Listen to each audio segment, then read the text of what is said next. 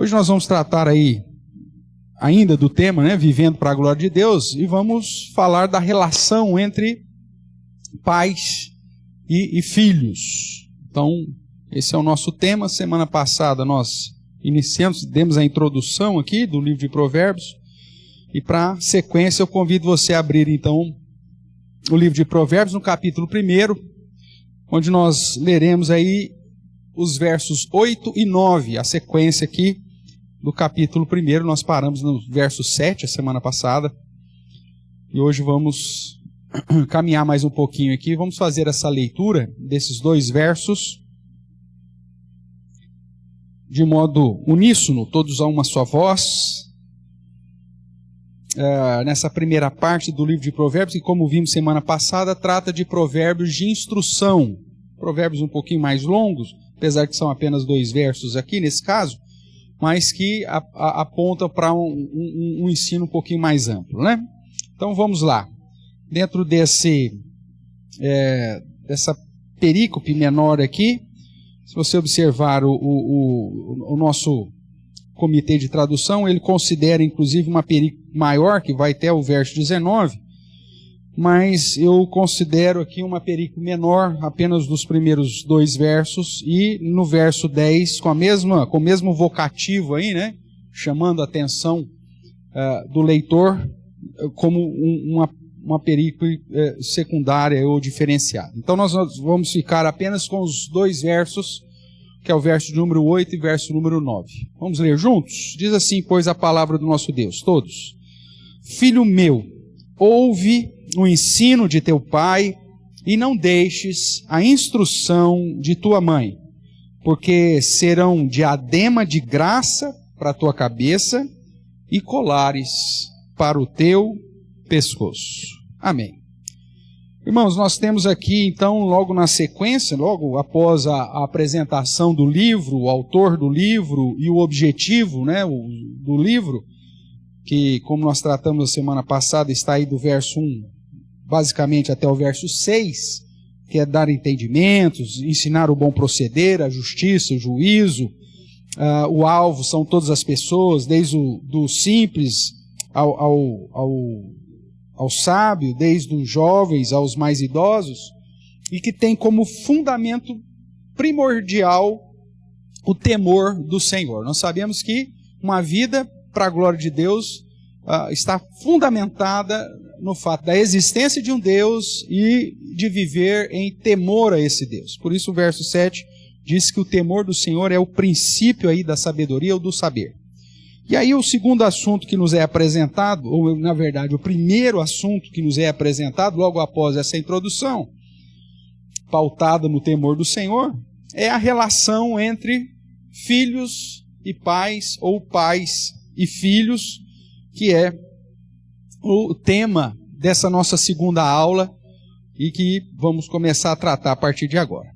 Então, como introdução, né, vamos relembrar um pouquinho que nós vimos. Nós vimos que o livro de Provérbios, ou os ditos de sabedoria, segundo o próprio livro, visa conceder sabedoria, ensino, entendimento, bom proceder, justiça, juízo, equidade, prudência, conhecimento, habilidade e direcionamento a todos, sejam simples, sejam jovens, sejam sábios, sejam instruídos. Esse então é o propósito do livro. É só você ler aí os 6 primeiros versos, você vai encontrar esse alvo.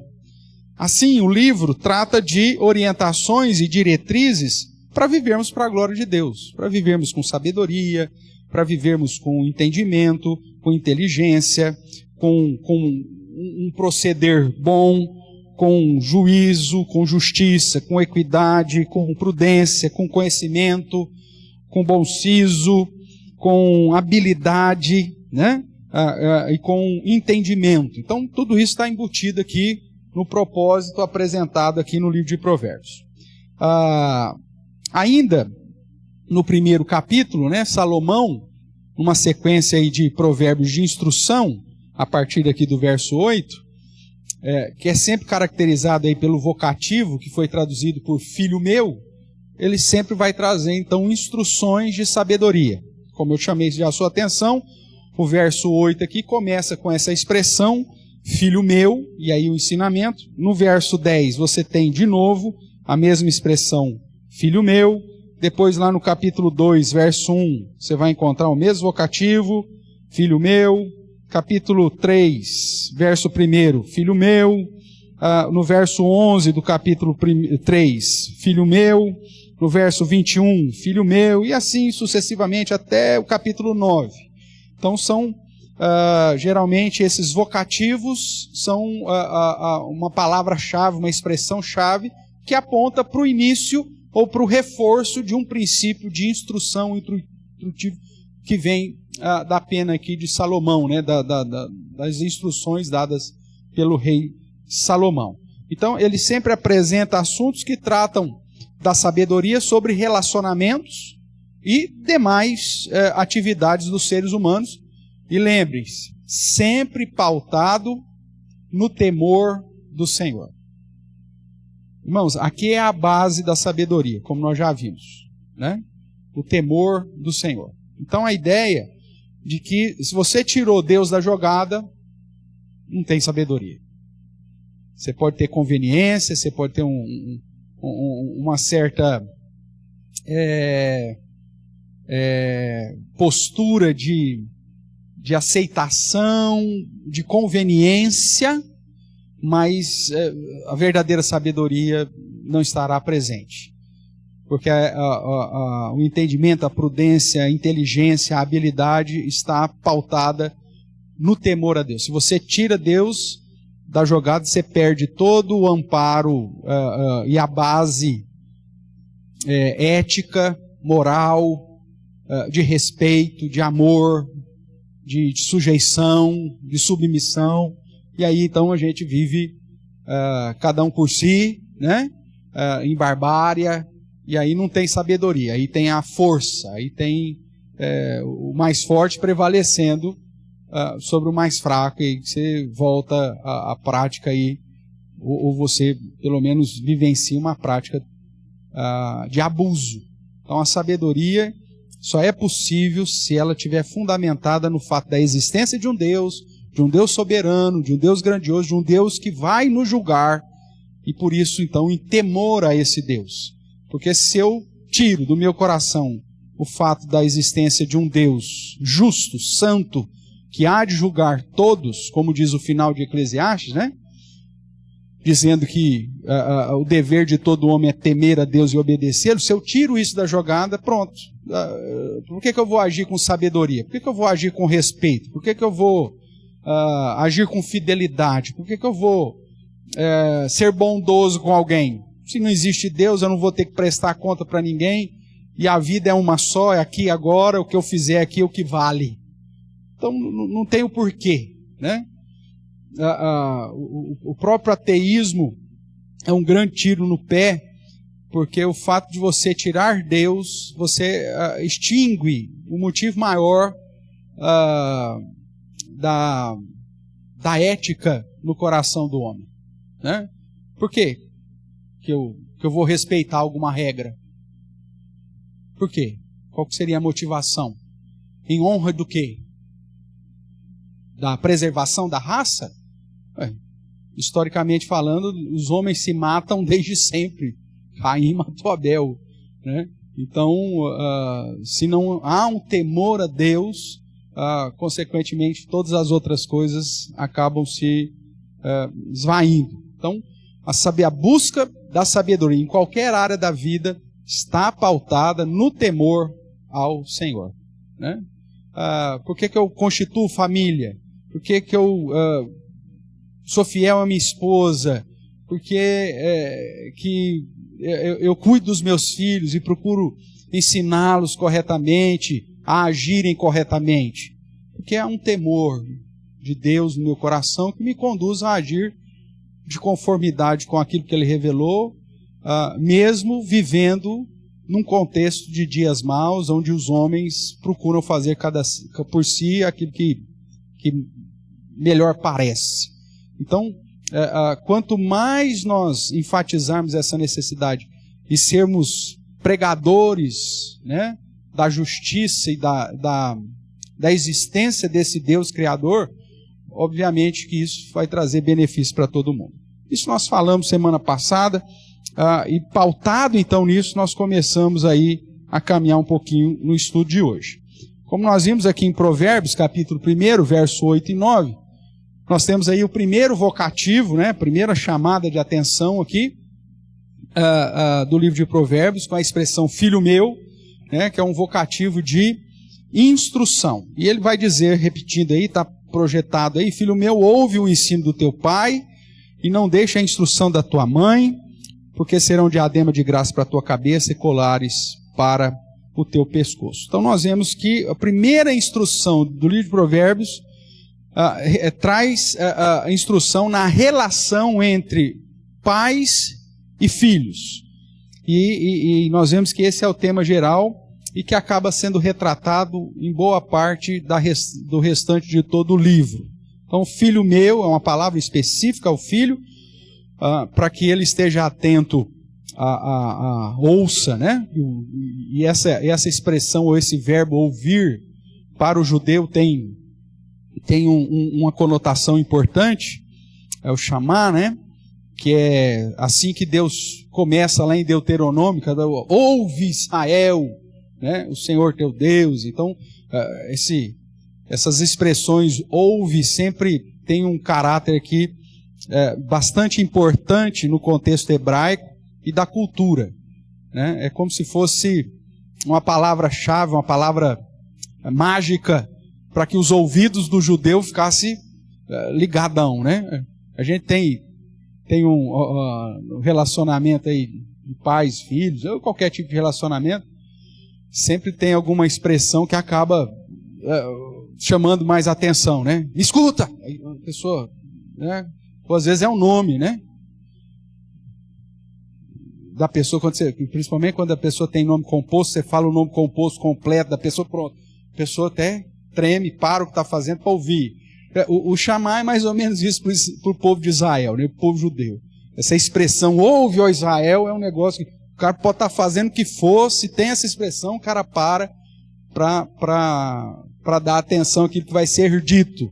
E essa é a expressão usada aqui, traduzida por ouve, né, o ensino aí. Então, nessa porção, a relação entre pais e filhos é o tema geral, que é retratado em todo o livro. Vamos dar uma olhadinha aqui de um pouquinho mais perto, nessa estrutura, que é uma estrutura de paralelismo, né? Nós falamos que essa é uma característica da literatura judaica, do hebraico, e que está presente em todos os livros da Bíblia e que é uma das chaves de interpretação para qualquer texto, né? Seja ele histórico, seja narrativo, seja de sabedoria, seja oráculo. Então, entender esse modo de pensar oriental, cíclico e em paralelismo progressivo, é fundamental para a interpretação bíblica, né?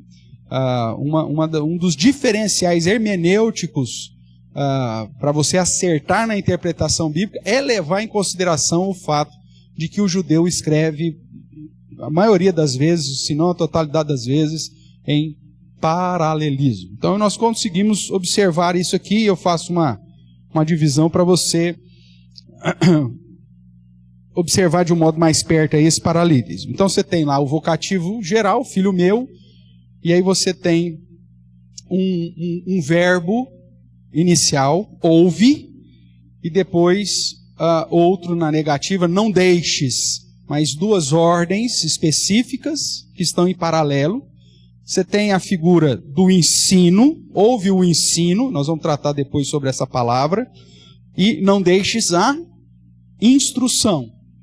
Então, ensino e instrução são palavras em paralelo. Inclusive, na verdade, no português, a palavra que foi traduzida por ensino é a palavra instrução no hebraico, né? E a palavra traduzida por instrução, daqui a pouco eu te conto. Mas, para reforçar a ideia do paralelismo, então a palavra ensino e instrução tratam basicamente da mesma coisa. E você tem a figura do pai e da mãe. Então, ouve o ensino do teu pai e a instrução da tua mãe, a figura dos progenitores, né? É lógico que aqui é um paralelismo adicional, lembra que nós tratamos disso, uma das características, né? Não é o de sinônimos, mas é o de adição, então ele está acrescentando aqui, mas está tratando dos progenitores, é o tema. Pai mais a mãe. Então, mais um paralelismo. E na sequência desse provérbio de instrução, nós temos o benefício em se observar a instrução dada. A instrução é ouvir o ensino e não deixar a instrução da mãe. Então essa é a instrução. E o benefício que se traz está no final, né, do verso, quando diz: porque serão diadema de graça para a tua cabeça e colares para o teu pescoço. Se você comparar com Êxodo capítulo 20, verso 12, que vai falar também da relação entre pais e filhos, quando diz honra o teu pai, tua mãe, e vai dizer lá, vai trazer os benefícios, né, que é a longevidade e a provisão, e o apóstolo Paulo vai usar isso lá em Efésios capítulo 6, inclusive enfatizando isso, né, filho, honra o teu pai, porque este é o primeiro mandamento com promessa, para que te vá bem e tenha vida longa sobre a terra. Então, essa relação aqui de Salomão faz um paralelo com Êxodo capítulo 20, verso 12, que é o mandamento de honrar pai e mãe, e depois Paulo faz um paralelo com Salomão e com Êxodo, também sempre apontando para os benefícios em guardar determinada instrução. Geralmente toda instrução bíblica tem um benefício. Não é à toa que na Torá, né, nos livros, os 5 primeiros livros da Bíblia, o Pentateuco, Moisés faz sempre uma distinção entre as bênçãos decorrentes da obediência e o castigo ou a maldição decorrentes da desobediência. Então, as instruções bíblicas sempre nos apresentam algum benefício, né? E a própria palavra revelada faz questões disso. Aqui no caso desse primeiro provérbio de instrução, também você tem um indicativo, um imperativo, uma ordem para se fazer determinada coisa, e ao observar então essa determinada coisa, consequentemente você tem um benefício. E aqui o benefício que nós vamos também tratar daqui a pouquinho. Então aqui nós podemos listar algumas diretrizes, né, já de cara, algumas diretrizes que podemos observar aqui do texto. Então vamos lá. Primeira coisa é que os filhos devem ouvir seus pais, né? Então você tem um chamado, um imperativo, filho meu, ouve, filho meu, não deixes a instrução. Então você tem aqui já de cara uma diretriz aí de que os filhos crentes, ou aqueles que temem ao Senhor, deveriam dar ouvidos ao que os seus pais falam, né? E aqui nós já temos um problema para todas as gerações, né? Não é só de hoje, não, né? Isso é desde sempre.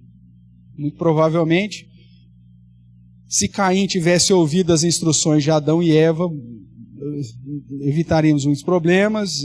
Se o próprio, né, Adão e Eva tivesse ouvido a instrução do Pai Celeste, também. Mas, então, esse é um princípio, uma diretriz que está aqui embutida em todas as Escrituras. Eu tenho que dar ouvidos àquilo que os meus pais estão me ensinando. Outro diretrizes que está embutida aqui é o fato de honrar pai e mãe. Se eu vou dar ouvido ao meu pai, vou dar ouvido à minha mãe, não vou deixar a instrução dela, isso significa que eu estou honrando os meus progenitores. Um outro diretriz que vemos no texto é que os pais têm a responsabilidade de ensinar. Você tem que ensinar, você tem que dar instrução, tal. O pai que deixa os filhos sem receber instrução não está exercendo a função para a qual Deus o preparou. Se você vai lá para Deuteronômio, capítulo 6, você vê Deus claramente dizendo aos pais crentes que eles deveriam instruir, inculcar, discipular, treinar, ensinar, dar exemplo aos seus filhos de uma maneira intencional. Essa palavra é importante, né? Você ter a intenção de ensinar os seus filhos. E às vezes nessa intencionalidade você vai criar situações. Né? Vou levar o meu filho no supermercado comigo, porque eu sei que ele vai dar show lá. Eu vou levar com a intencionalidade dele ser um malcriado, porque aí eu vou aproveitar dessa situação para ensinar determinada situação para ele. Ótimo, eu tenho que ter essa intencionalidade. Porque se eu não faço isso, vai acontecer em algum momento a malcriação dele e eu não vou estar preparado para aquilo, porque eu não tive a intenção de ensinar nada a respeito daquilo e acabo perdendo muita oportunidade. Eu lembro quando as crianças eram pequenas, eu cheguei a levar os 3 no supermercado sozinho. Clarissa, às vezes no consultório, punha lá, levava os 3 pendurados nos carrinhos, e sempre com a intencionalidade de ensinar algum princípio para eles, né? E sempre vai ter alguma criança mal criada, seja no shopping, seja no supermercado, sempre tem. Parece que é combinado, né? E aí você olha para as crianças, tá vendo aquela criatura ali, ó? O que vocês acham? É bonito aquilo que ele está fazendo? Né? Vira e mexe, acontece isso. Então você usava da intencionalidade para ensinar algum preceito para eles. Se conhecesse ainda a criança, soubesse o nome da criança, aí era o prato cheio. Porque quando eles manifestassem alguma coisa, vai fazer igual o Juninho? Vai fazer igual o fulaninho lá que nós vimos no supermercado? Não, pai. Então tá bom. Pronto. Então você tem que criar essa intencionalidade, tá? É sua responsabilidade. Outra diretriz que nós podemos ver é que o discipulado dos filhos é uma tarefa conjunta. É do pai e da mãe. Nós sabemos pelo texto de Efésios, capítulo 6, que o foco da responsabilidade maior está sobre a figura paterna. Lá quando diz pais, ensinai os vossos filhos, né? A figura ali é o termo pai no plural, não o termo genérico para pai e mãe. É a figura paterna, a figura do pai no plural. Mas, porque o pai é o líder da casa, é o cabeça e tudo mais. Mas a atividade da educação, ela é uma atividade conjunta. Né? Responsabilidade do pai e da mãe. E talvez aqui em Provérbios nós temos até um direcionamento mais prático desse ensino.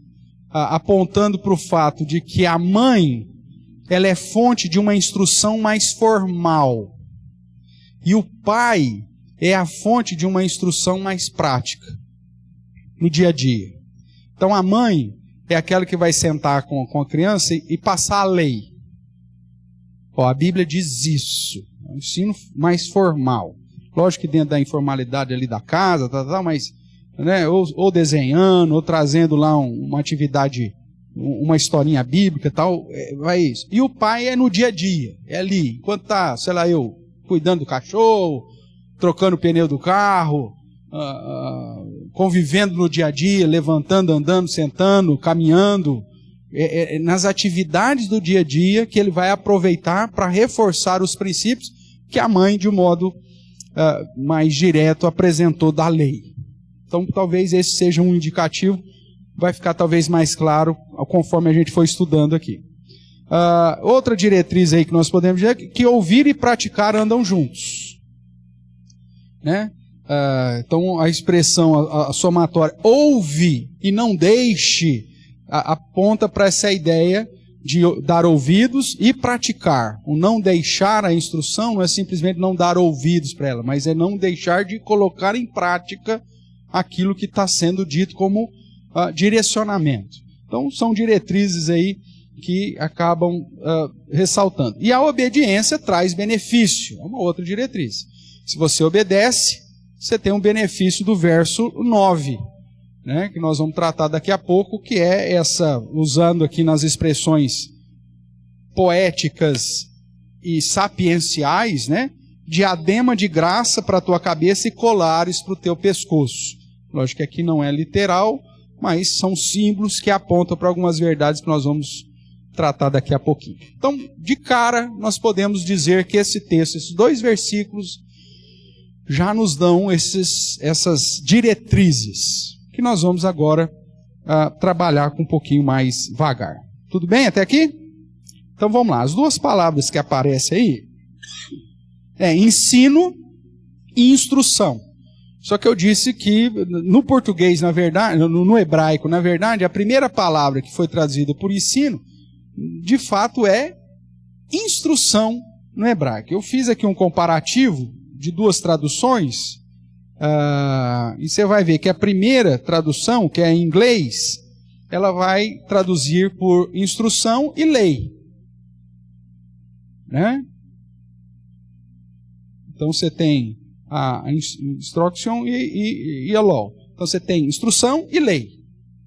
São as palavras. Então se fôssemos traduzir do inglês, ficaria: filho meu, ouve a instrução do teu pai e não deixes a lei da tua mãe. Tudo bem? Então essa é a tradução que nós temos no inglês. No francês você vai encontrar instrução e ensinamento, né? Talvez mais próximo da nossa. Então, l'instruction e l'enseignement. Então, para você dar ouvidos à instrução do seu pai e o ensinamento da sua mãe. Veja que na nossa tradução é ensino e instrução. Em inglês, instrução e lei. Em francês, instrução e ensinamento. Tá? Eu devia ter colocado em espanhol aqui também, mas acabou passando. Então vamos lá. Já no hebraico, vamos ver, no original, você tem a primeira palavra aí, que é mussar, né, transliterada aqui, que significa castigo, correção, disciplina, doutrina, instrução e repreensão. No caso aqui, você tem um verbo, que é ouvir, chamar, né? Chamar mussar, que é a ideia. Então, esse ouvir não dá para você aplicar como ouça o castigo, não tem como você traduzir dessa forma. Ouça a correção, talvez. Ouça a disciplina, talvez. Mas a palavra que mais se encaixa dentro do contexto, por conta do verbo chamar, é ouça ou ouve a instrução. Tá? Que é o modo que a tradução inglesa preferiu traduzir. Talvez seja a mais próxima daquilo que de fato a palavra significa. Tá? Então, instrução, repreensão. Já a segunda palavra, que é traduzida por instrução para nós, não está errada essa tradução, mas é Torá, é a palavra Torá, que nós sabemos que é a palavra para a lei do Senhor, né?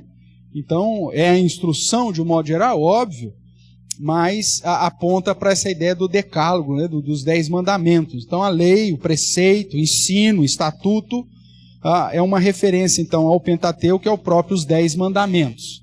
Então, quando trata, ouve o ensino, pensa em instrução, e quando não deixes a instrução da mãe, pensa nessas ordenanças, né, nessa lei, na Torá.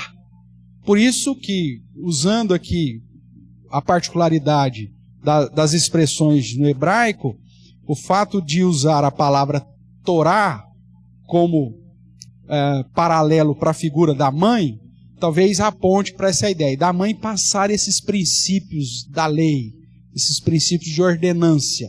E o pai, a ideia da instrução, da correção, da repreensão, é aplicar a lei no dia a dia, é aplicar a lei nas questões práticas. Então, chama atenção tanto para a ideia do ensino formal e do ensino informal. Mesmo porque, lembra que dentro do contexto judaico, e eles são extremamente literais, inculcar a lei na cabeça da criança é fazer essa criança decorar o Pentateuco inteiro. Tá? Os mais moderninhos vão fazer as crianças decorar o livro de Deuteronômio. Vai decorar só Deuteronômio. Agora, os pais mais conservadores faziam seus filhos decorarem o Pentateuco inteiro. E quem que fazia isso? A mãe.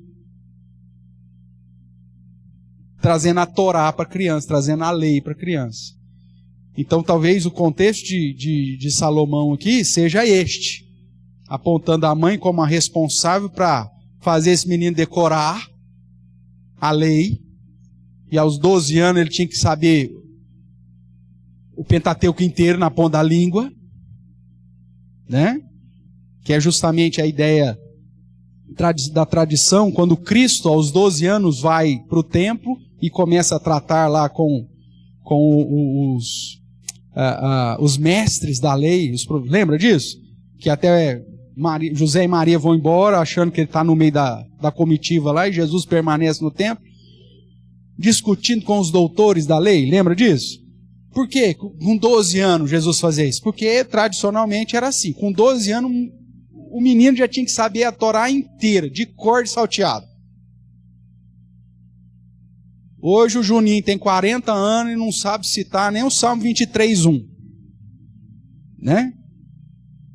E depois a gente fala, não sei porque deu errado, meu filho não teme a Deus, meu filho não ama as coisas de Deus, ele não conhece nem a palavra de Deus, você não inculcou nem as verdades bíblicas para ele, então por que ele vai temer a Deus? Você não ensinou. Então, a primeira instrução do livro de Provérbios para você ter uma vida para glorificar o Senhor na relação pais e filhos é sua responsabilidade como pai, é sua responsabilidade como mãe, dar instrução da lei, dar ensino, dar a instrução da vontade de Deus, do temor ao Senhor. Tudo bem até aqui, irmãos?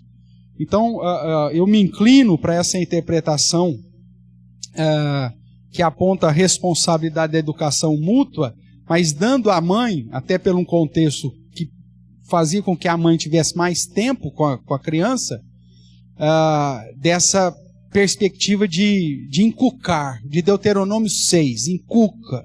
E o pai, enquanto estava ali com o menino, já depois, né, dele um pouquinho mais velho, caminhando com ele, indo para lá, indo para cá, levando para ajudar, para cuidar dos afazeres laborais, aplicava os princípios no jeitão de viver, né, na prática do dia a dia. Tá? Então é disso que está tratando aqui o nosso texto. Então a melhor tradução seria instrução e lei. Tá? Ou se fôssemos bem categóricos, instrução e instrução, que é para amarrar aqui a ideia do paralelismo, mas lembrando que são duas palavras distintas, Mussar e Torá. Uma apontando para a instrução, que é de correção, e enquanto que a outra é da lei propriamente, do preceito, do estatuto, do ensino, focado aí no Pentateuco e focado nos 10 mandamentos. Hoje, por exemplo, as nossas crianças acabam aprendendo os 10 mandamentos de uma maneira genérica. Quando eu era criança, nós decorávamos isso, né? Os 10 mandamentos. Hoje não, a gente aprende de modo genérico. Se você perguntar para os nossos pré-adolescentes aí, muito provavelmente eles não saberão te falar quais são os 10 mandamentos. Se você perguntar talvez para os nossos jovens, piorou ainda mais. Né? Para os nossos adolescentes, com certeza. Porque é algo que a gente não se preocupa. Né? Se você perguntar para alguns aí qual que é a escalação da seleção de 70, o cara sabe falar até os que eram o pessoal da reserva. Mas se você perguntar quais são os 10 mandamentos para esse mesmo dito cristão, ele não vai saber. Né? Se você perguntar quem são os 12 apóstolos, ele não vai saber. Se você perguntar qual é o fruto do Espírito, ele também não vai saber. Isso porque hoje a gente tem a Bíblia na palma da mão, não precisa decorar isso, pastor. É só ir lá e fazer uma consulta rapidamente, aí eu leio, está tudo certo. Mas no momento que você não está com a Bíblia na mão, é no momento que você não está com o celular na mão, e as coisas acontecem e que a palavra de Deus deixa de nos edificar e de nos confortar e consolar, porque nós não colocamos ela no nosso coração, como diz o Salmo 19. Então aqui a primeira exortação, a primeira instrução de Provérbios, você viver para a glória de Deus, você como pai, como mãe, você tem que conhecer a Bíblia para poder ensinar isso para os seus filhos. Conhecimento exaustivo das Escrituras, dos princípios, dos preceitos, das orientações, para passar para os seus filhos.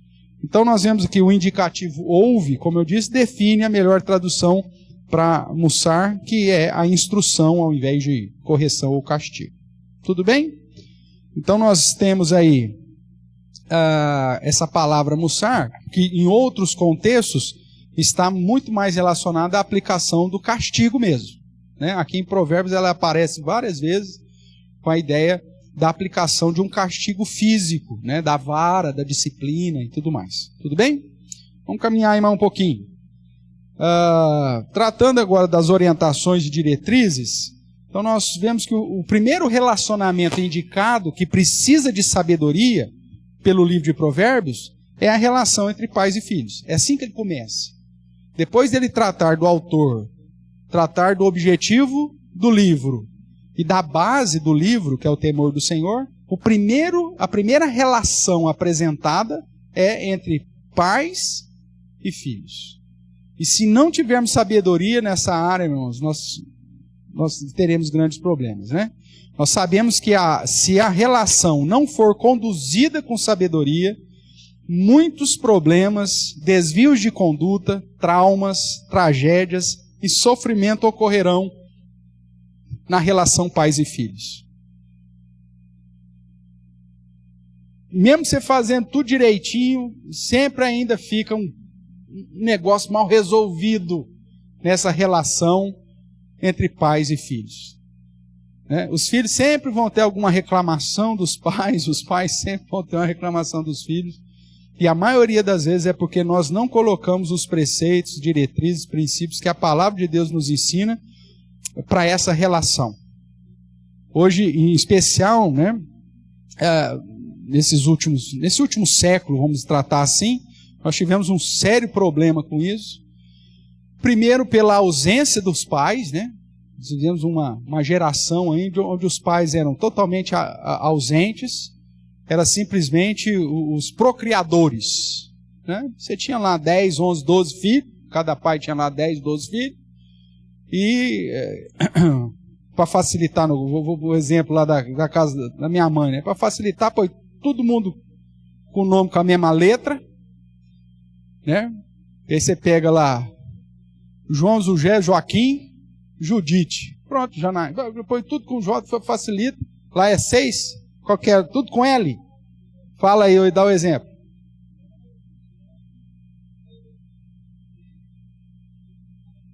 Olha só. E aí, para facilitar, se é menino Luciano, se é menina Luciana. Aí, né? É assim. Lá na casa do meu avô, do pai da minha mãe, era tudo com M.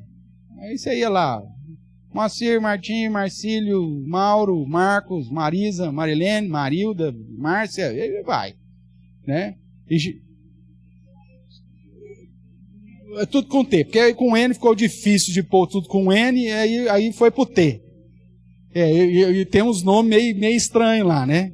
Que é só a família que conhece. Então veja, você teve uma época que era isso, você tinha um monte de filho, mas qual que era a presença do pai e da mãe na relação com esses filhos? Dá um nome pro cara, pôr arroz com feijão pro cara comer lá, e cada um se vira para a vida. Basicamente era isso. Aí depois, pode falar.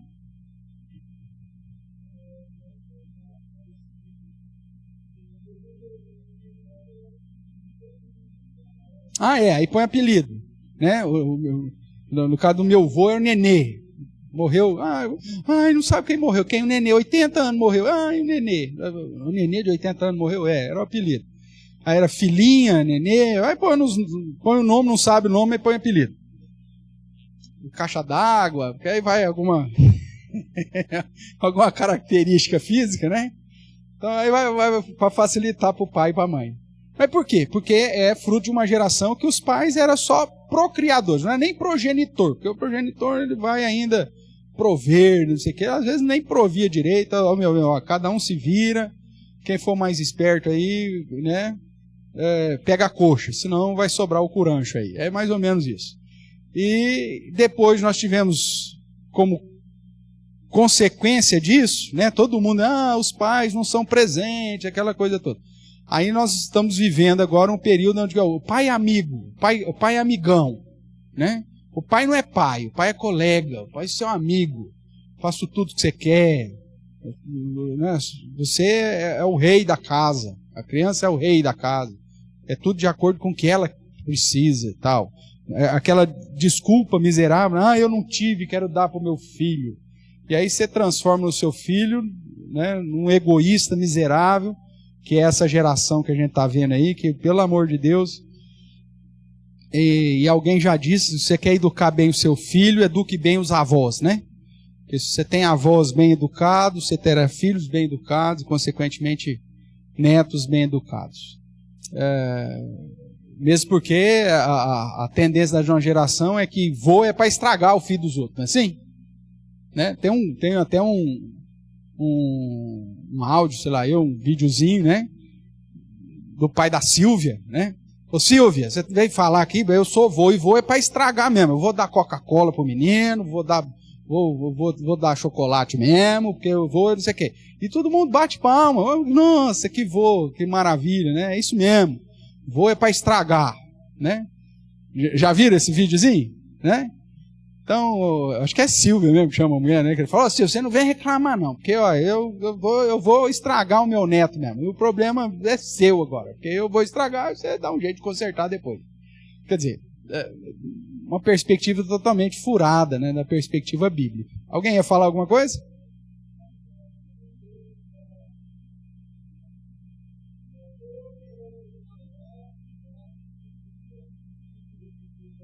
O neto montar, É lógico que a relação dos avós com os netos não tem a obrigação da correção, da instrução.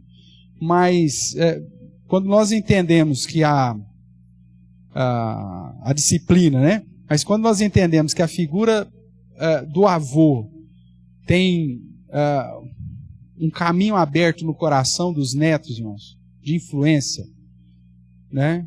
E se os avós souberem utilizar esse caminho, vai ser de extremo benefício, inclusive para os pais, né, no caso dos filhos, na educação dos netos.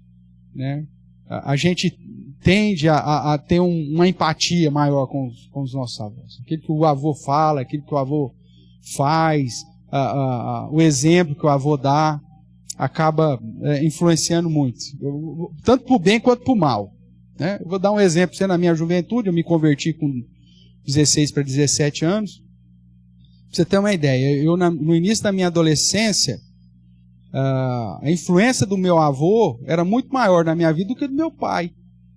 Depois que eu me converti, que eu entendi o negócio, e aí mudou muita coisa. Mas, por exemplo, meu pai nunca bebeu e nunca fumou. Eu, no início da minha adolescência, comecei a beber, comecei a fumar, por influência de quem?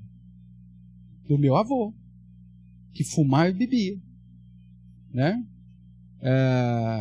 Inclusive, o primeiro maço de cigarro que eu comprei na vida foi o maço de cigarro da marca que quem fumava? Meu avô. Mas por que você foi comprar? Por causa da influência do seu avô. Graças a Deus, depois me converti, mudou, e aí mudou a minha perspectiva também, até da relação com o meu pai.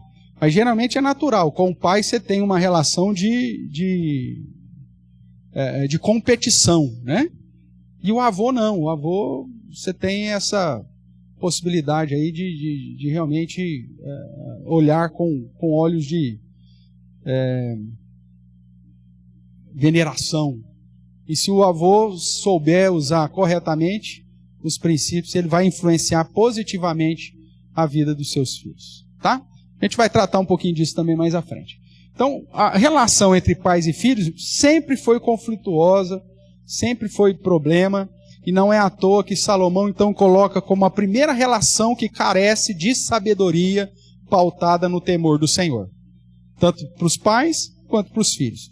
Se os pais temem a Deus, eles vão ensinar os seus filhos na disciplina e correção do Senhor. Se os filhos temem a Deus, eles vão honrar e obedecer os seus pais. Então, a primeira relação que é apresentada é isso.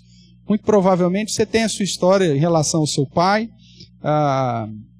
e você pode ter certeza que muitas das coisas que você foi por alguma coisa mal resolvida na relação entre o seu pai e você, né? E o tipo de relacionamento que você teve, o tipo de influência que você teve, isso nos molda tanto para o bem quanto para o mal, tá bom? Então, essa é a necessidade. Então, por isso, o livro de Provérbios trata do assunto e apresenta várias orientações e diretrizes para que os pais cumpram suas responsabilidades e os filhos aprendam e ajam com sabedoria. Nós vamos fazer uma caminhada agora aqui no livro de Provérbios, justamente para fundamentar isso aí. Então, o primeiro versículo que nós lemos é o versículo, capítulo 1, versos 8 e 9, que diz que a instrução na palavra é responsabilidade do pai e da mãe. Por que da palavra, pastor? Porque eu já mostrei para você que dos termos usados na passagem é lei, Torá, que aponta diretamente para a palavra de Deus. Tudo bem? Então a instrução na palavra é responsabilidade do pai e da mãe, enquanto que os filhos terão benefícios em aprender, dar ouvidos e obedecer, não deixar, que é o diadema, né, sobre a cabeça e colares no pescoço, que dá a ideia do embelezamento, ou seja, uma vida mais bela e de destaque. Essa é a ideia. Quando você obedece à palavra do Senhor, aquilo que diz lá em Êxodo 20 e 12, né, para que te vá bem e prolongues os teus dias sobre a vida, os benefícios de longevidade, de vida tranquila, não é? Mas no sentido de que isso trará essa sensação de prazer, de satisfação na vida. Uma outra ideia aí, eu quero que você dê uma olhada comigo, Provérbios capítulo 15, vamos dar um pulinho aqui, depois a gente vai voltar, mas Provérbios 15, verso 5, vai dizer assim: o insensato despreza a instrução do seu pai, mas o que atende à repreensão consegue o quê? Prudência. Então, como benefício aqui de estar atento à repreensão, que é o termo instrução aqui do Mussar,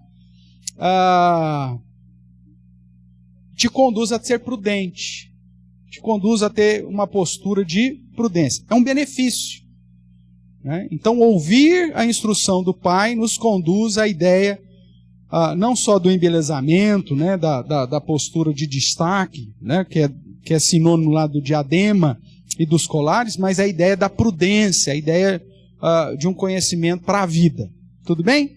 Então, essa é o primeiro verso aí que aparece nessa relação entre pais e filhos. Um outro verso que eu quero chamar a sua atenção, nós vamos fazer uma caminhada aqui em Provérbios, está em Provérbios capítulo 3, verso 11 e 12. Vamos ler juntos? Diz assim então Provérbios capítulo 3, verso 11 e 12. Todos. Filho meu, não rejeites a disciplina do Senhor, nem te enfades da sua repreensão. Porque o Senhor repreende a quem ama, assim como o pai ao filho a quem quer bem. Então nós vemos aqui, é lógico que o foco está na disciplina, na exortação do Senhor, mas ele faz a analogia que da mesma forma que um pai terreno, humano, que quer bem para o seu filho, o repreende, assim o Senhor nos faz. E aqui indica então que na relação entre pais e filhos, o pai que ama e quer o bem do filho, disciplina e repreende.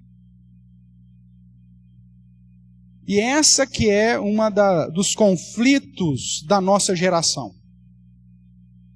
Porque depois do humanismo, e em especial com o advento da ciência chamada psicologia, e das escolas modernas da psicologia, a repreensão e a disciplina foram riscadas das práticas da relação pais e filhos. Você não pode, segundo os psicólogos, você não pode aplicar disciplina e nem repreender o seu filho, porque você vai criar traumas na criança. Minha amiga, já nasceu traumatizado. Ele já nasceu em pecado.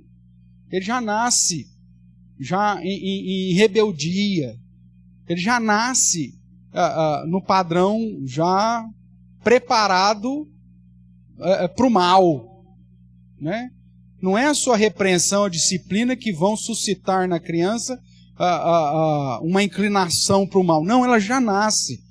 É assim que a palavra de Deus nos apresenta. E aí a gente entra lá nos estudos sobre aconselhamento, esse conflito, né? Ou você fica com a Bíblia como sendo palavra de Deus, útil para o ensino, correção, para admoestação, para educação na justiça, ou você vai para a roda dos escarnecedores, procurar conselho dos ímpios, daqueles que não temem a Deus. Então, essa é uma opção que você tem de escolher. Desprezar a palavra de Deus e acolher a perspectiva, né, pós-moderna da psicologia. Lembrando que o pai da psicologia moderna, os filhos dele virou tudo uma porcaria, inclusive teve um deles que se suicidou, né? Smoke lá que diz, dê-me o seu filho que eu faço dele o que você quiser. Foi uma tragédia, né? Aqueles que eles exaltam como o pai da psicologia moderna em relação à relação pais e filhos é uma tragédia, porque eles desprezam nada menos do que a revelação de Deus. Então, se a Bíblia diz que o pai que ama e o pai que quer bem o seu filho o disciplina e o repreende, essa é uma orientação, uma diretriz que, ao meu ver, não só pelo fato de ser pastor, teólogo, mas ao meu ver, como crente, você deveria levar em consideração para, em temor ao Senhor, ensinar os seus filhos ao padrão que o próprio Deus estabelece para eles. Sem repreensão e sem disciplina, a criança, o texto mais para frente vai dizer, a criança entregue a si mesmo vai ser vergonha para o seu pai e para sua mãe. Não tem outro resultado, irmãos. Né? Porque a criança nasce inclinada para o mal. Isso é dela. Então, o pai que ama e quer bem o seu filho, ele disciplina e repreende assim como o Senhor faz conosco. Tá? Vamos caminhar mais um pouquinho aqui. Você pode ir marcando esses versículos aí. Esses versículos tratando sempre da relação pais e filhos. Quero talvez te incentivar nessa sequência de estudos, talvez marcar os versículos em cores diferentes, ou com alguma marcação, né? Põe aí PF do lado, não é prato feito não, é pais e filhos, né? Relação, não?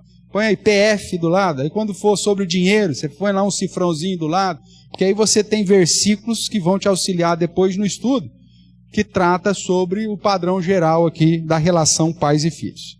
Outro texto aí, na sequência, capítulo 4.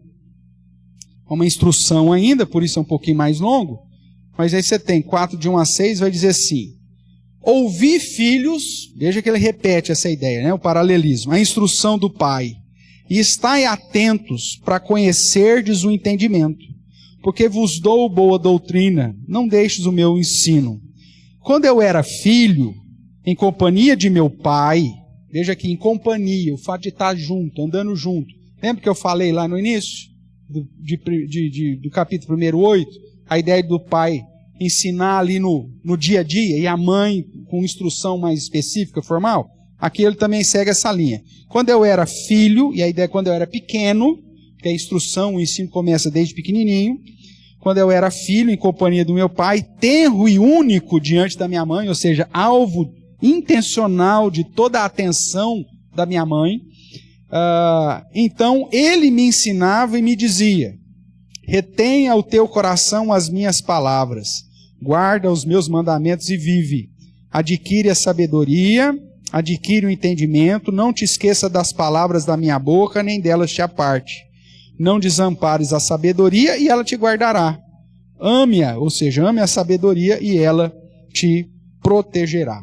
Então nós vemos aqui uma outra orientação de diretrizes, que os pais presentes, então você tem 2 termos importantes, né? Quando eu era pequeno, era filha, que é a ideia de ainda pequeno, na companhia do meu pai. Hoje tem pai que já trabalha a semana inteira, chega em casa, e a criança chega perto e fala, ô fulana, ô seu filho aqui, tá deixando assistir televisão, né? Ou então, eu vou dar uma volta. Leva o Juninho. Não. Pelo amor de Deus. Ninguém aguenta esse moleque. O padrão aqui era pais presentes, em companhia. O filho vai aprender na companhia do pai. E tendo a atenção da mãe. De lá, eu era tenro e único diante da minha mãe. O principal foco da minha mãe era cuidar intencionalmente da minha instrução, do meu ensino. Ok? Então, nós vemos dentro dessa diretriz que os pais precisam ser presentes. Então, os pais presentes são essenciais para a instrução e indicar o caminho correto. Hoje nós deixamos as famílias que têm um pouco mais de recurso, né? Acaba deixando os filhos a cargo. Deixa eu aumentar aqui um pouquinho. Tá frio aí para vocês? Ou só para mim aqui? Então tá bom. Os pais que têm um pouquinho de recurso acabam deixando aí os filhos em relação a babá, né? E já vi isso acontecer, tá? A criança, na hora que precisa se sentir protegida, em alguma circunstância ali do convívio familiar, ela corre para os braços de quem? Da mãe ou da babá? Não pode. É onde ele sente que tem alguém que está ali, onde ele é tenro e único, é com a babá. Ele vai procurar proteção, afeto, né, na figura da babá.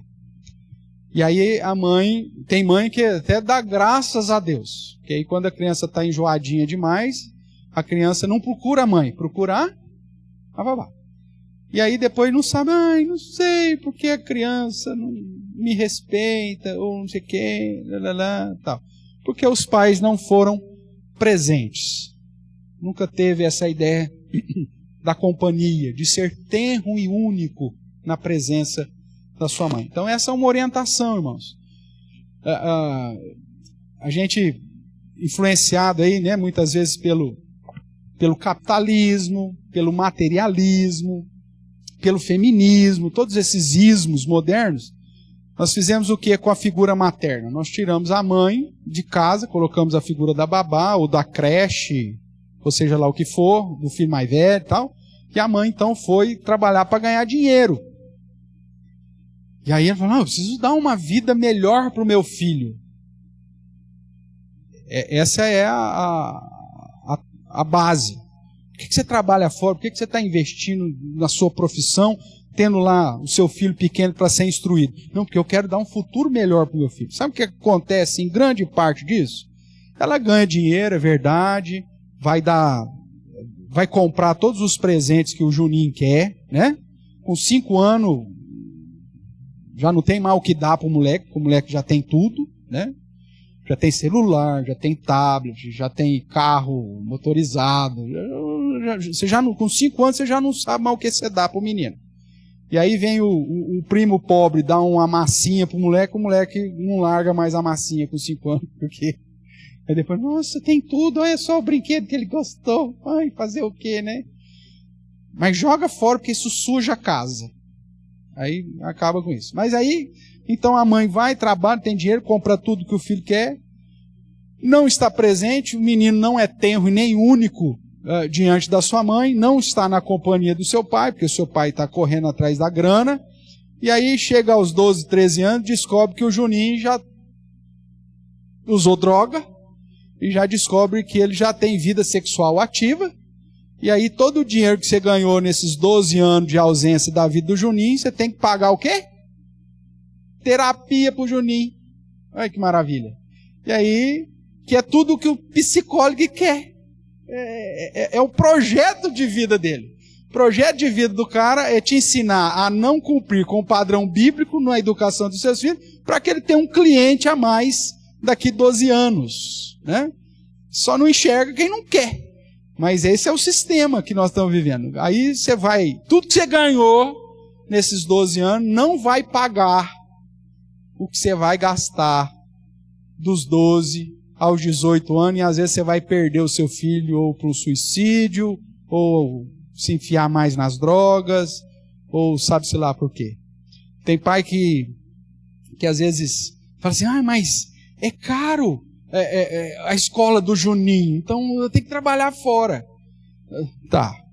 Você sabe quanto que custa uma clínica de recuperação?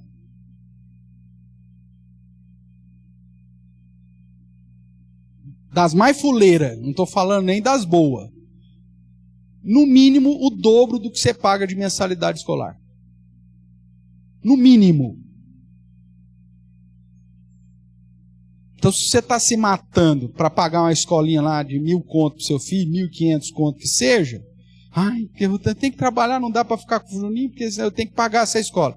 Tá, ele vai acabar, por sua ausência, se enveredando em caminhos tortuosos, que aí depois, na hora que você vai querer consertar, você vai pagar R$3.000 numa casa de recuperação por mês para tentar fazer aquilo que não vai consertar, porque já foi ensinado para ele desde o início que ele não é alvo verdadeiramente da sua disciplina, da sua repreensão. Quando não, vai ser preso, e aí aquelas histórias que nós vimos, né? O filho sendo preso vai lá dar uma mordida na mãe. Tá lá com alguém, vai lá, dar uma mordida na orelha da mãe, e aí pergunta, por que você mordeu sua mãe? Porque ela nunca me amou, nunca me educou, e eu estou sendo preso por causa dela. Já viu essas histórias? Não são uma nem duas, não, são várias. Irmãos, quando você despreza o preceito, orientações e diretrizes da palavra de Deus, o resultado é certo. O que eu costumo dizer é o seguinte, já fazendo tudo certo, você não tem o poder de definir que o resultado será bom. Porque o Juninho, como eu já disse, nasce pecador, inclinado para o mal, e pode ser um filho de Belial, de fato, que só vai dar desgraça e só vai dar mal, vai dar insatisfação para você. Fazer o quê? Né? Tem uns que vêm só para ser o que é mesmo. Agora, você fazendo direito, você não tem a segurança que vai realmente dar certo, porque você tem a variável do pecado do seu próprio filho. Agora, fazendo errado, você está ampliando a possibilidade de dar errado. Clarissa.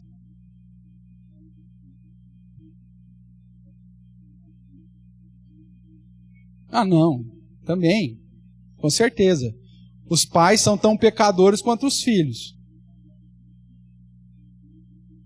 E por isso que nós estamos vendo aqui, é relação pais e filhos. É tanto para o pai quanto para o filho, nós vamos reforçar isso mais. Tá? Mas, então, é busca. Se o pai... Como nós somos pecadores, qual que é a nossa tendência? É fugir. Se você acha que está tudo certo, aí é um perigo, porque o temor do Senhor é o princípio do saber. Se você acha que você já sabe tudo, então aí você já está quebrando a primeira diretriz. Ok, irmãos? Vamos caminhar mais um pouco aqui. Capítulo 6. Capítulo 6, verso 20 a 23. Filho meu, guarda o mandamento de teu pai e não deixa a instrução de tua mãe. Já leu isso aqui em algum lugar? Veja, paralelismo. Está repetindo. Ata-os, tanto o mandamento e a instrução, perpetuamente ao teu coração. Pendura-os ao pescoço. Quando caminhares, a instrução, o mandamento, isso te guiará. Quando te deitares, te guardará. Quando acordares, falará contigo. Porque o mandamento é lâmpada. E a instrução, luz. E as repreensões da disciplina são o que causam trauma nas suas crianças. É o que vai fazer dele um derrotado. É isso? Não, isso é o que os psicólogos dizem. A Bíblia diz, é caminho de vida. Caminho de vida. Então, os filhos, eles devem lembrar constantemente dos ensinos dos pais, mesmo quando forem adultos, para se livrarem das más escolhas e das más companhias, que é a sequência aí no verso 24, que vai falar para te guardar da vil mulher e das lisonjas das mulheres alheias ou da prostituta, que é o contexto. Então, uma certeza nós temos, irmãos. quando nós passamos mandamentos, instruções, repreensões para o nosso filho, nunca é o suficiente. Sabe aquela história do menino chegar para você? Eu já sei, mãe. Eu já sei, mãe. Você não sabe nada, Zezinho. Então você ouça de novo. Enquanto isso não estiver na ponta dali, o que a mãe falou? Então tá, já que você sabe, então repete. O que a mãe falou? Faça ele repetir. Porque quando você não estiver mais lá com ele, isso vai ser lâmpada para ele. Isso vai ser luz para ele, para dirigir os caminhos. Porque ele vai lembrar. Ao acordar, ele vai lembrar do que você falou. Ao deitar, ele vai lembrar. Na hora que acontecer qualquer coisa... Agora, se o pai e a mãe não traz instrução, não traz mandamento, não traz repreensão, ele vai lembrar do quê? Não tem do que ele lembrar. Então, fala, inculca, é uma diretriz, quantas vezes for necessário, e ainda vai ser pouco. Questione, você sabe? Então fala, repete para mim o que eu te falei. Quero ver então se você sabe. Ai mãe, você já falou isso, toda vez que eu saio você fala isso. Ótimo, repete de novo. Quantas vezes for necessário. E quantas vezes se você sair, eu vou fazer o ditado aqui e vou fazer a prova oral. É sua responsabilidade como pai, como mãe. A partir do momento que você deixar de repreender, de mandar, de instruir, de ensinar e de ficar falando, inculcar na cabeça dele, você está vendendo a sua função. Se você não falar, quem que vai falar? Você acha que o traficante vai falar para ele? Que ele tem que obedecer pai e mãe? Que ele tem que fugir das drogas? Você acha que o professor LGBTista dele vai falar para ele honrar a Deus do jeito que Deus o criou?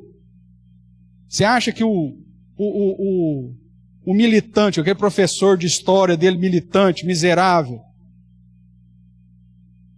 marxista, vai trazer instrução para ele? Quem que vai ter que dar instrução para ele? É você, meu amigo. Você como pai, você como mãe. Ah, mas eu já falei. Não, não, não. Você vai ter que falar sempre. Sempre. Relembra. Porque quando ele estiver caminhando, quando caminhares, isso te guiará. Quando te deitares, te guardará. Quando acordares, falará contigo. Eu falei, meu pai sempre me disse. Minha mãe sempre me disse. Esse preceito minha mãe já me ensinou. Ele tem que estar na cabeça dele. Essa é sua função como pai e como mãe. Mas aí eu vou ser chato, pastor. É isso aí que você entendeu. O pai e a mãe tem que ser o chato da história. Porque o legalzão vai falar para ele fazer o que o coração dele está mandando. Nós precisamos de um chato na história para nos lembrar que o caminho errado nos leva para o buraco. Em todo, tem que ter alguém para lembrar. Não é o chato. O pai tem. Seu papel é ser o chato. E o seu papel, mãe, é ser a chata. Mãe, você é muito chato, já falou isso. Sou mesmo. Já falei, vou falar de novo. E na hora que você sair, ainda vou mandar mensagem. E se você reclamar, eu vou fazer uma chamada de vídeo. Na hora que você estiver lá junto com seus amigos. E fala, põe no Viva Voz aí, porque talvez serve para algum desses porcaria que está com você aí. É seu papel. Se você terceirizar isso, não reclame do resultado. Tudo bem? Caminhemos. Veja que aqui nessa ideia, lâmpada, luz e vida. Para ele é chatice. Mas no princípio bíblico, a sua instrução, o seu ensinamento, a sua repreensão é lâmpada, luz e vida, irmãos. Esse é o padrão bíblico. Então fale. Porque se acontecer um negócio e você não falou, você vai carregar uma culpa por não ter falado. Você falou, ele escolheu o caminho errado e deu zebra, você vai entristecer porque ele escolheu o caminho errado, deu zebra, né? Aconteceu o que não devia, mas pelo menos você vai falando, mas eu falei. Ele desobedeceu porque ele quis. colheu o fruto da desobediência dele porque é um burro. Mas eu falei. Estou tranquilo diante de Deus e diante desse miserável que morreu agora. Porque eu avisei. E vida que segue.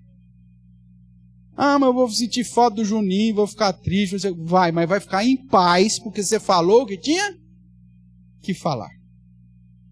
É isso. Bem prático assim. Porque o seu papel é falar. Agora, se acontece alguma coisa, você ficar querendo, nossa, mas eu devia ter falado, né? Eu nunca falei isso para ele. Nossa. Carregar esse negócio pro resto da vida, aí isso sim é um martírio, hein? Isso é terrível. Então fale. Vamos caminhar mais aqui, por causa do nosso tempo aqui. Capítulo 10, verso 1. Agora focando aí nos filhos, né? Ele vai dizer assim, Provérbios de Salomão, o filho sábio alegra a seu pai, mas o filho tolo, o filho insensato, é a tristeza da sua mãe. Aqui pai e mãe em paralelo, aditivo. Então o que nós podemos ver aqui de orientação? Um filho fiel, um filho sábio, um filho que teme a Deus, porque sábio é sinônimo daquele que teme a Deus. Então um filho que é fiel, que teme a Deus, é fonte de alegria aos progenitores. E aí nós temos aqui um crivo ético para qualquer indivíduo, que é gerar alegria e não tristeza para os seus pais. Se eu quero saber se eu sou um filho sábio, a minha pergunta é, o que eu vou fazer? Vai trazer alegria ou tristeza para o meu pai e para a minha mãe? Se meu pai e minha mãe ficar sabendo o que eu estou fazendo agora, ele vai ficar feliz ou vai ficar triste? Então, focando agora na responsabilidade dos filhos, aqui você tem um crivo ético. Você tem aqui um ponto fundamental da ética. O que eu faço? Traz alegria. Outro momento vai dizer, honra, satisfaz, honra o meu pai ou envergonha o meu pai? Tem um vídeo, né? Viralizou, de uma maratona, talvez o Adil saiba. Tinha um cara na frente, e aí as informações de seta, para onde tinha que correr, onde que era a linha de chegada, estava confusa.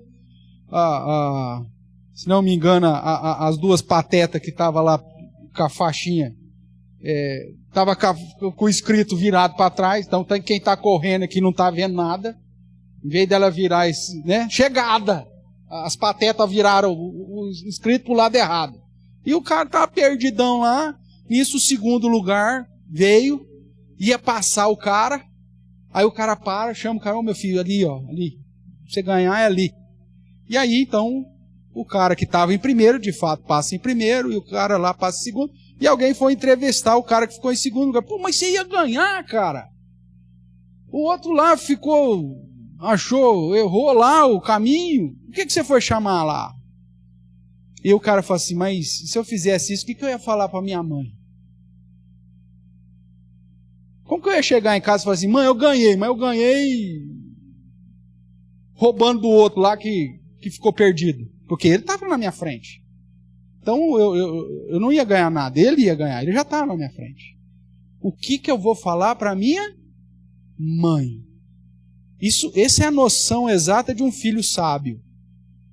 De colocar como crivo das suas decisões, se aquilo vai alegrar o seu pai e a sua mãe ou se vai entristecê-lo. Se meu pai ficar sabendo o que eu estou fazendo agora, isso vai trazer alegria ou tristeza para ele? Vai trazer honra ou vai trazer vergonha para ele? Isso é uma diretriz da palavra de Deus para os filhos. Porque o filho sábio alegra o seu pai, mas o insensato entristece a sua mãe. Então, como filho, esse é um padrão. Você tem que ensinar, inclusive, para o seu filho. Seu filho não nasce sabendo esse princípio, ele vai ter que ser ensinado sobre esse princípio. Filho, você quer saber, a mãe não vai estar toda hora contigo, o pai não vai estar toda hora contigo. Você quer saber o que você deve fazer quando o pai e a mãe não estão contigo? É pensar, o que eu vou fazer E se meu pai ficar sabendo, isso vai trazer alegria ou tristeza? Você tem que ensinar esse princípio para o seu filho. Você tem que ensinar essa diretriz para o seu filho. É assim que Provérbios vai dizer que isso vai gerar benefício, tanto para ele quanto para você. Agora os pais não ensinam isso. Muito pelo contrário, às vezes com o exemplo do pai, o pai faz coisa errada na frente do filho, que se contasse para o vô, entristeceria o avô. E o filho aprende com a companhia do pai. Ele ouve da lei da mãe, mas é a companhia do pai que ele aprende. Lembra disso? Nós vimos aqui esse princípio? Então, querido, você tem que ensinar isso. Eu estou sendo fonte de alegria ou de tristeza para os meus progenitores? O que eu faço, eu deixo de fazer. Vamos caminhar um pouquinho. 13:1. Capítulo 13:1 diz: o filho sábio, lembre-se, sábio, sinônimo de temente ao Senhor. O filho que teme ao Senhor, ou seja, o filho sábio, ouve a instrução do pai. Mas o escarnecedor não atende à repreensão. Aqui essa palavra traduzida por escarnecedor, no hebraico ela é interessante, porque é aquele que faz careta. Sabe aquele filho que você fala assim para ele? Filho, não faz isso.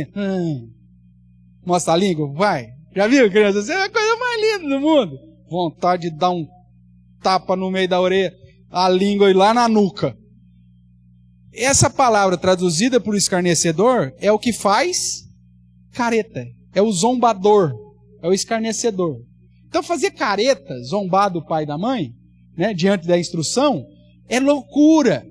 Porque o sábio teme a Deus, mas o insensato, isso é loucura. É tolice. Então você tem que ensinar. Tem gente que fala, ai que bonitinho. Faz assim, né? O pai está falando, a criança faz careta e faz assim com os ombros. Tipo assim, tô nem aí. Mostra a língua pro pai. Aí o pai dá risada. Ai, fulano é assim mesmo. Aí quem tá falando, mas você tá falando com ele, ele tá mostrando a língua pra você, tá tudo certo? As crianças de hoje, né? Criança de hoje. É criança de sempre, irmão, porque todas as crianças são pecadoras. Se você não trabalhar para que ele pare com essa postura de fazer careta, que é chamada na Bíblia de escarnecedor, isso vai trazer prejuízo para ele. O que ele vai fazer na hora que ele for trabalhar? O patrão dá uma dura nele, vai mostrar a língua pro patrão? Vai servir o exército, o sargento fala assim, fala isso pro sargento, para você ver o que vai acontecer. Você vai aparecer com 2 línguas em casa. Você mostrar uma língua pro seu instrutor no exército. Tenta fazer um negócio desse para você ver. Agora, por que acontece isso lá na história do Juninho, com 19 anos servindo tiro de guerra? Porque quando pequeno o pai achou bonitinho ele fazer careta. É sua responsabilidade tirar o escárnio do seu filho. Se você não faz, isso vai trazer o preço final. Vamos caminhar mais. 13:22. 13:22 diz: o homem, aí voltando a falar com os pais, né? Nós estamos tratando da relação de pais e filhos. O homem de bem deixa herança aos filhos, de seus filhos, ou seja, aos netos. Mas a riqueza do pecador é depositada para o juízo. Então o contraste aqui é o homem do bem e o homem pecador. Nós vemos que dentro da responsabilidade ainda que pesa sobre os pais devem viver de um modo justo, a tal ponto de deixar mais que um legado aos filhos, mas deixar inclusive herança. Um pai justo, ele se preocupa com o futuro dos seus filhos. Ele se preocupa em deixar mais do que simplesmente um ensinamento para o seu filho. Mas é deixar herança mesmo. Não tem mal nenhum fazer isso. O problema é que se você tem que ensinar, nós vamos ver aqui um texto mais para frente, você tem que ensinar o seu filho a não abusar da sua ajuda. Mas um pai responsável é um pai que pensa no futuro dos seus filhos e dos netos. Veja lá o texto, mais uma vez.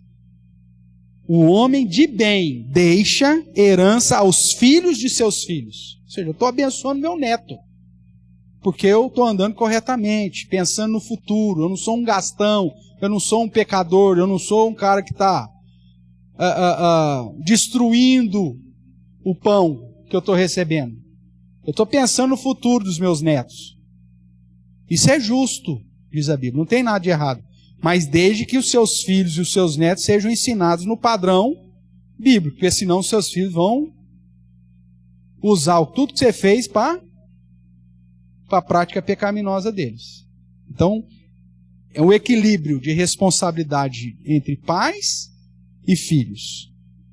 Capítulo 20, verso 7, dá uma olhadinha aqui. Provérbios 20, verso 7 diz: o justo anda na sua integridade, felizes lhe são os filhos depois dele. Justamente porque ele é íntegro, irmãos, ele vai deixar herança para os seus filhos. Ele vai deixar uma vida digna para os seus filhos. Feliz é o filho desse cara que anda em integridade. Agora, o cara que é tranqueira, que gastão, que não sei o que, o cara morre. O que ele larga para os filhos? Vergonha, dívida,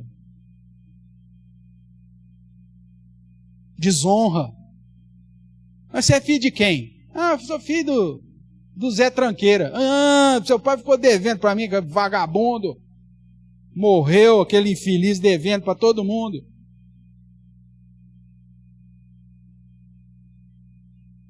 Isso é legal ou não? Lógico que não. Agora o homem que anda em integridade, eu era filho do fulano de tal. Nossa, ó, seu pai, cara. Nossa, homem íntegro, hein? Tal. Isso é bênção.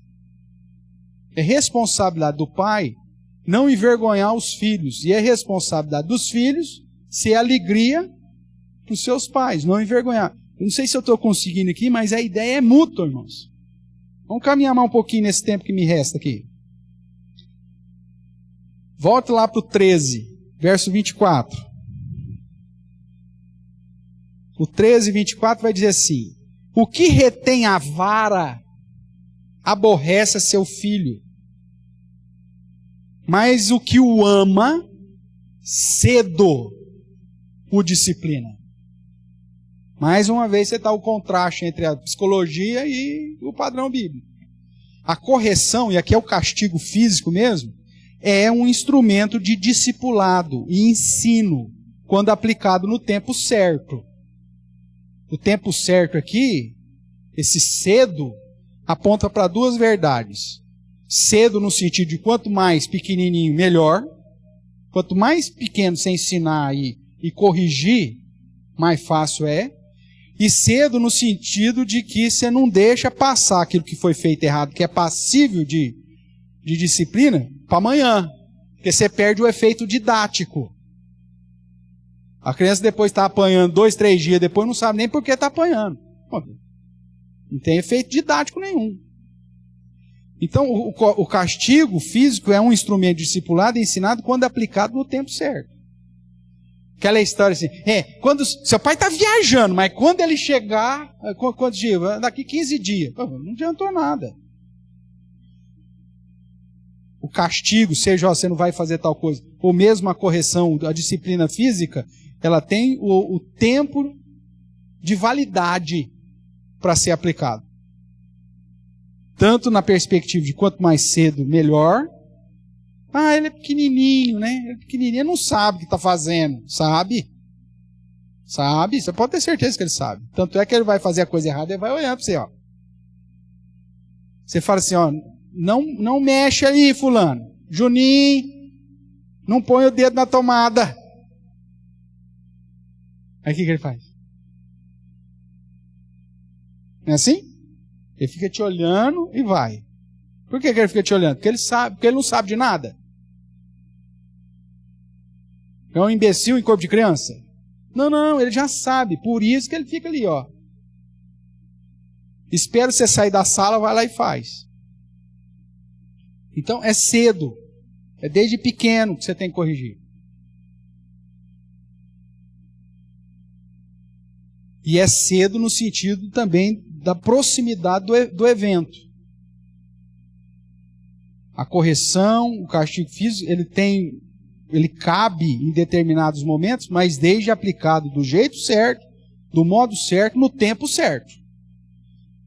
Nós vamos ver outros textos que vão falar da vara aqui, que vai nos apontar esse princípio. Porque ele também, se você se exaltar na aplicação do castigo, você perdeu o efeito didático que ele pode trazer. Tudo bem? Vamos lá, 14:26. No temor do Senhor, tem o homem forte amparo, e isso é refúgio para os seus filhos. Ou seja, o exemplo de fé dos pais geram segurança aos filhos para as adversidades da vida. Quando você consegue demonstrar exemplo de fé e de temor a Deus, isso é um refúgio para os filhos. Meu pai, toda vez que a gente passava por situação adversa, eu vi meu pai orando. Meu pai nos reunia e orávamos juntos.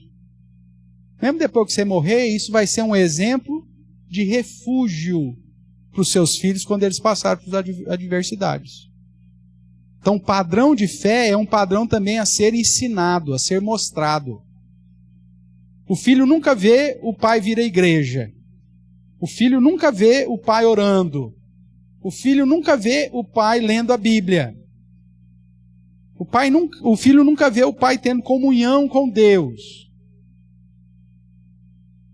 Ele não vai aprender.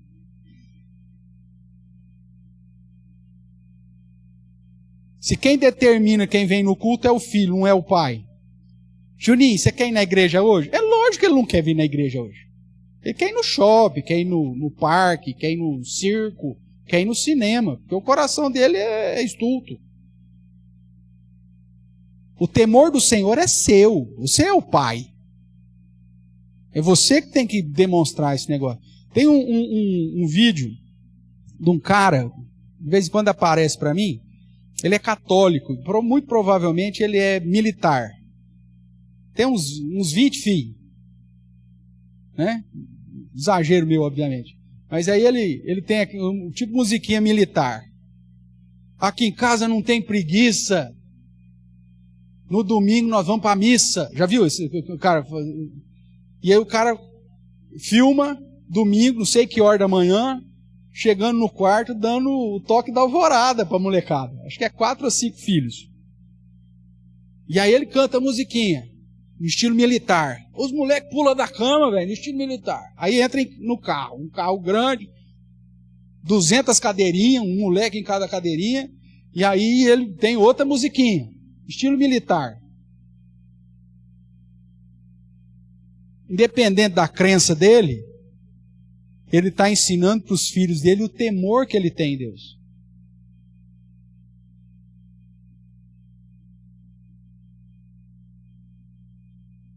E aí muito pai que é crente, que tem o conhecimento exaustivo das Escrituras, joga para o Juninho decidir se vai no culto, se não vai.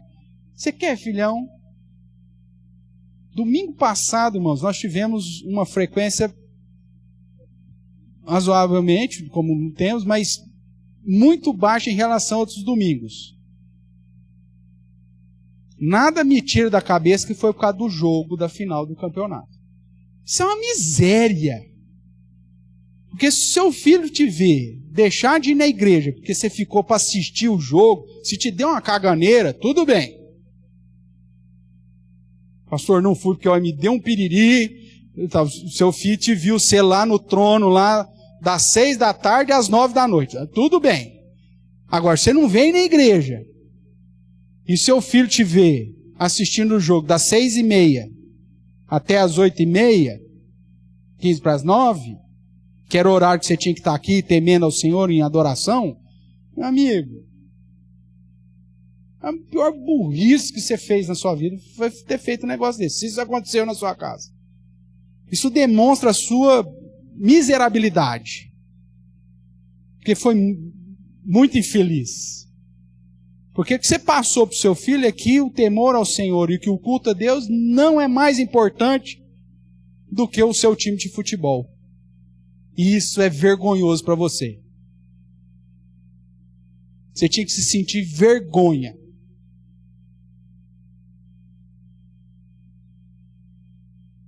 Para não falar outra coisa.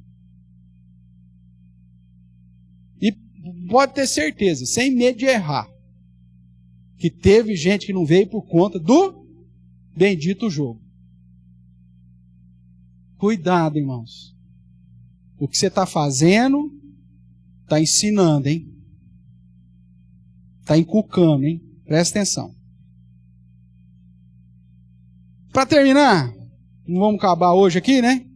Ainda vai até o capítulo 30, viu? 31, na verdade. Então, nós chegamos hoje na metade. Outro verso aí, ó. Capítulo 15, verso 20. Mais uma vez, reforçando o paralelismo aqui. O filho sábio alegra a seu pai, mas o homem insensato despreza, que não é tristeza, a diferença é essa, despreza a sua mãe. E aqui há uma ideia que ele não fala mais simplesmente da criança, o filho, mas ele já coloca aqui a ideia do adulto. Então ele diz, o filho sábio alegra seu pai, mas o homem, já põe o padrão já de adulto, o homem insensato ou tolo, despreza, não é tristeza mais, despreza a sua mãe. Então o desprezo ou menosprezo aos pais é característica de tolice e de loucura, que é contrário de sabedoria, é contrário de sábio. E por que eu falo que é característica de loucura? Porque mais para frente você vai ver que aquele que despreza o seu pai é passível de morte.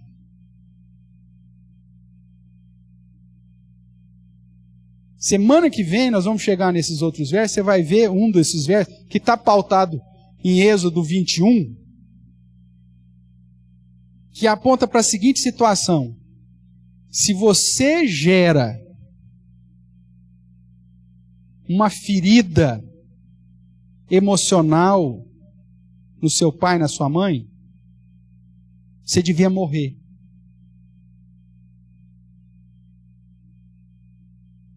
E inclusive a Torá manda te matar.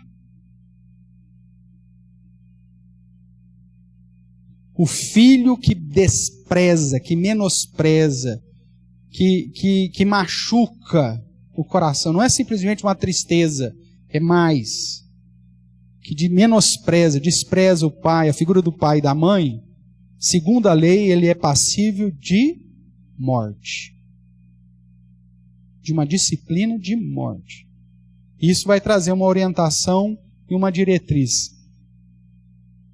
Que eu nunca posso ser instrumento de amargura, de rancor, de tristeza, de dor, de nenhum sentimento para os meus pais. Eu preciso, aí focando aqui o filho grande, o homem, o filho adulto. Você precisa, mesmo sendo adulto, agir de tal forma a não produzir nenhuma dor no coração do seu pai e da sua mãe. Você sempre será filho.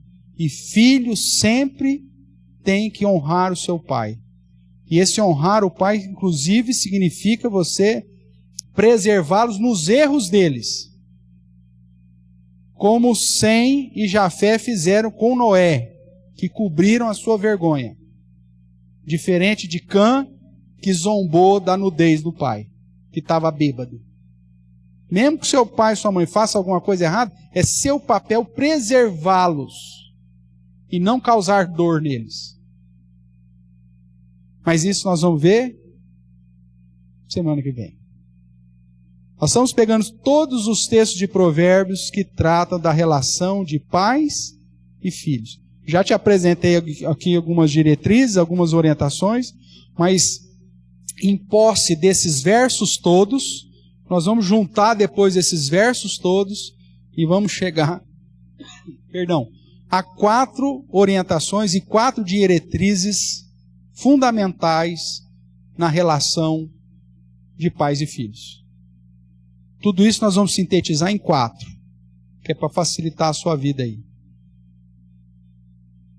Se você quer ter uma relação entre pais e filhos dentro do temor da sabedoria do Senhor, nós precisamos pegar todas essas diretrizes, todas essas orientações, estudá-las, como nós estamos fazendo aqui, e aí sintetizá-las, né, sistematizá-las em princípios para aplicar. E aí, se nós aplicarmos esses princípios, a probabilidade do sucesso, seja na figura de pai, seja na figura de filho, e os benefícios que a própria Bíblia promete, serão muito grandes.